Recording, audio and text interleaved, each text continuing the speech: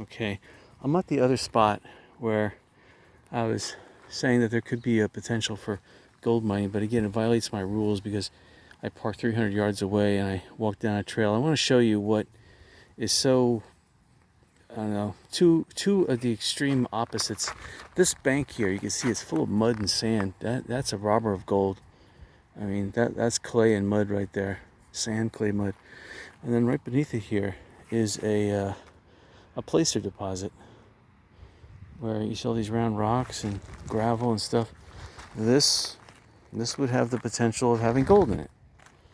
So, but look where it ends. It ends, and then we're back to mud. And down the stream there, you can see another placer deposit. So, but below this is probably mud. So anyway, there's a big mud hole right here. So, you know, if you got gravel, which could have gold in it, on top of, underneath it, mud. What is that? But I'm attempting to go to the river. There's a dam up here, and I wanted to check it out. I'm hoping I get there. See that rain I was looking at earlier? It's really moving towards me, and not that the rain I'm concerned about. It's the lightning that comes out of these clouds, which I'm concerned with. So we'll walk a little ways closer. That was a gulch that it had rained here yesterday and the day before. In fact, this whole week has been raining here furiously. And there's a low pressure that came up from Arizona, I guess from the Bay of California there, or Gulf of California. And that's been providing a lot of moisture in the area. And then along with, I guess, the steering currents of the air here, along with the water level in the Grand Canyon actually is low. But the water level in the Colorado and the Virgin River is high. I don't know. I guess all that combined is just, you know, maybe we're flying through space where there must be a lot of comets we're flying through tails of comets, and that's also coming into the Earth's atmosphere causing rain and clouds. I don't know, but I could hear the river up here. And we're going through some of the tributary gulches. This is just ATV trails, and my feet are getting dirty again with all the sand. But with these clouds above, though, temperature went from 100 degrees down to 84, just like that. And if it starts raining, the temperature will drop even further. So it's natural air conditioning with the rain. Again, I'm just worried about coyote, wolf, mountain lion, bear. Oh my. I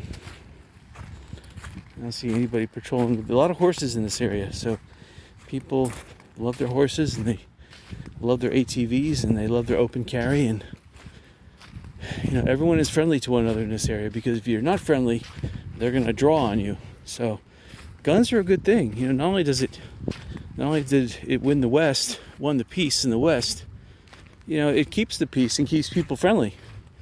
So when you hear about these people trying to take your guns, they're trying to cause violence. They're trying to create insecurity. They take your gun away, obviously you're going to be insecure. They feel insecure because they want to rob you. But if you have a gun, that prevents them from doing that. So when you hear these people saying they want to take your guns away or restrict your rights, those are criminals talking, because the criminals want to take your guns away so that it's open season on you, and they won't get any retribution, like a 45 bullet heading their way. Because, you know, criminals will carry guns. They'll carry weapons. They want to commit crime. They don't care about laws. So, with that being said, anyway. So, this is a narrow gorge, and they built a dam over it.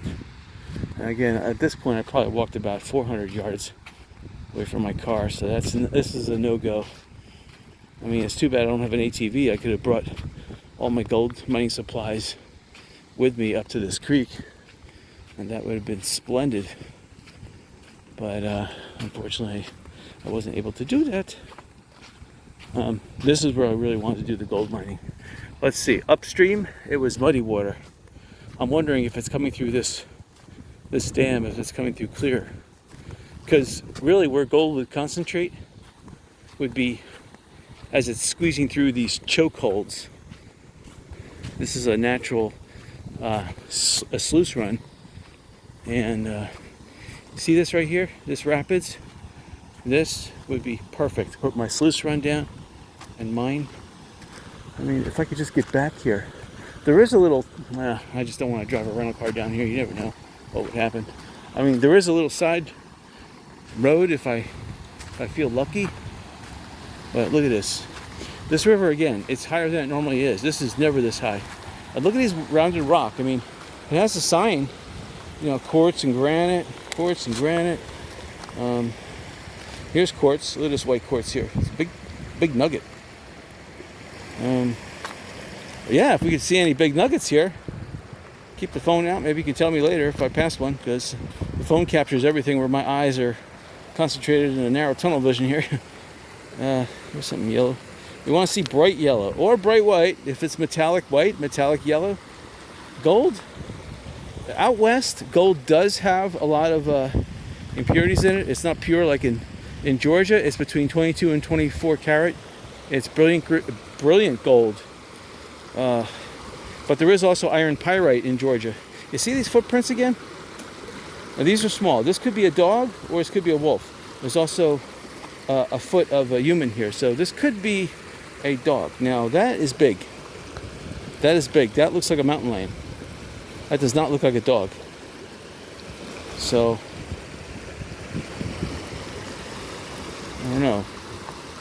This area in here, it looks like somebody was mining in this area, but it's not. This is just, you know, where people hang out and I guess take their dogs for walks and shoot their guns or whatever. I don't know. But so I have a power supply in my pocket to provide me with additional power. Even though I do have a charger in the car, I've been doing a lot of talking and just want to make sure I don't run out of power while I'm videoing. But this stream, I'm going to stick my foot in it. Oh, it's ice cold. Wow, this is nice. Oh, refreshing. Wow, that feels... now, I'm telling you one thing. If you have sore feet like I have walking around Las Vegas Strip, it's worth the 80-mile drive up here to Mesquite just to stick your feet in this water here. Oh my God. My feet are going to feel 20 years younger. Nice, ice-cold mountain runoff, especially from those ice-cold rain clouds up there. And yeah, this is heaven. Look at that tributary going down. That's going down a 4-foot grade right there. See, some of these reeds, these are little islands. Look upstream. The dam's up there, but I don't know if I can get up there. Okay, I guess I'll take a walk up there to see what happens. The main river joins up down there. So these are little tiny tributaries. There must be about 20 of these that all join together. So that flow times 10 is what the Virgin River looks like coming out of here. But you can see people take their motocross. You see these tracks are going into the water and then over that bank into the... This is actually a side eddy of the stream. The main part of the river is over there. So it looks like they have a lot of fun in this area. So maybe that scares away the people. Again, we're looking for not seashells, we're looking for gold. If I found a seashell in this area, that would be rare too, right? That'd be probably 80 million years old or thereabouts. So you got this white quartz, looks like almost like mica. But again, a lot of basalt. You can see my muddy shoes. All right. I don't see any gold. See, when I was in Colorado, Clear Creek, they named it Clear Creek because it's clear, because there's only placer deposits, there's no mud. So it's like, you know, the whole Clear Creek could be mined. I mean, that's got gold in it, big time. You got some backhoes in there digging up that stuff. Just like in Georgia, the gold is 4 feet down. There, the gold is not just 4 feet down, it's 1 foot down. You run into big, 2 feet down, you run out of small boulders and you come across these big, massive 1-ton boulders. Same thing in Georgia. In Georgia, you have the Chestatee River and the Yahula Creek. And then south of the town called, let's see if I get the town name now. In Georgia, north of about 60 miles north of Atlanta, there's a town called, I got this LJ in my mind, but it's not LJ.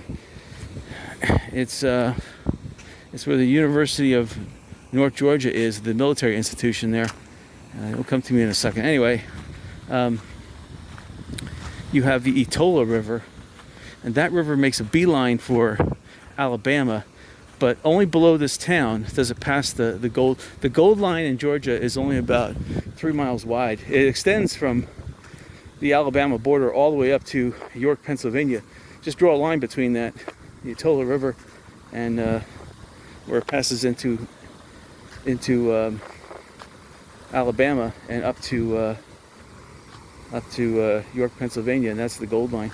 So it's only about 3 miles wide, but yeah, see, we can't hardly get over here. There's a big rock. See, obviously they're trying to channel the river and keep it in this area. And you don't want these things to prick you, because you never know what kind of rash you'll get. In Georgia, you got these big spiders everywhere. That's the one. Oh, I just almost ran into a spider here. Don't want to do that.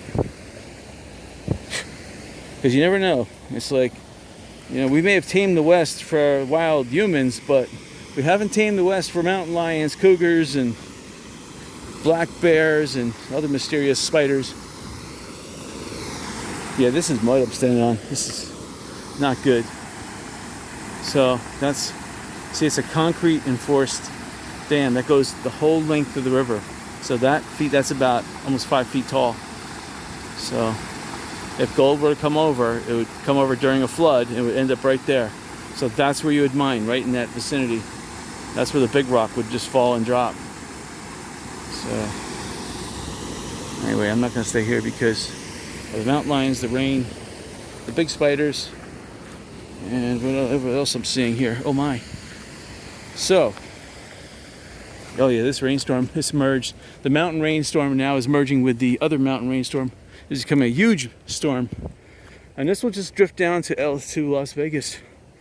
And it will pummel that. And Las Vegas is a big bowl, so this rain will just start flowing towards the Las Vegas wash. And by the time it gets down there, it'll be probably another 4 or 5 feet higher than what it is. But you can see down here, these probably at one point were all motocross trails. Just they've wore it away enough that the river current enjoys it. So anyway, that's gonna be my foray here in Mesquite. I'll probably have to wash my shoes again. Look at across the river. Let's see. You see, there is a trail on top of the dam there. You can see that ledge coming out. That's actually part of the dike that holds the dam, that holds back the Virgin River when there's a flash flood. But with all that rain coming, that river is going to flash flood. Probably in the next 3 or 4 hours. The river current is probably going to go up 2 feet. So probably at least up to here. There'll be solid water all the way here, and then a huge waterfall coming over there. Probably if I stayed filming for another hour, I would see it. You see all the erosion on the other side. It's like a fence post up there, and it goes all the way around the side, trying to keep people out of the river. And that's what I've seen everywhere. Even in the muddy creek, there's fences. There was only one road that allowed me access, and it was muddy. And I drove up a little bit off the pavement, because the pavement of the road ended and became dirt road. And I drove up just to see the tire imprints on the mud, with 2 wheels on the mud, 2 wheels on. And I backed up just to see what it would look like, and the wheels sank in pretty deep. I was like, no, I don't want to take the car on a muddy road.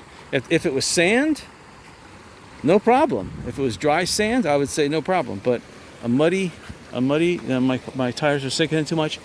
Nobody else around, nobody to call. So I said, nah, it violates my principle of being able to park safely near a river or stream.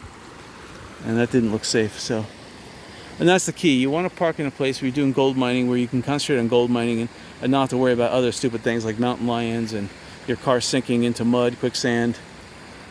People robbing from your car. If the car's out of sight, they're going to rob from it.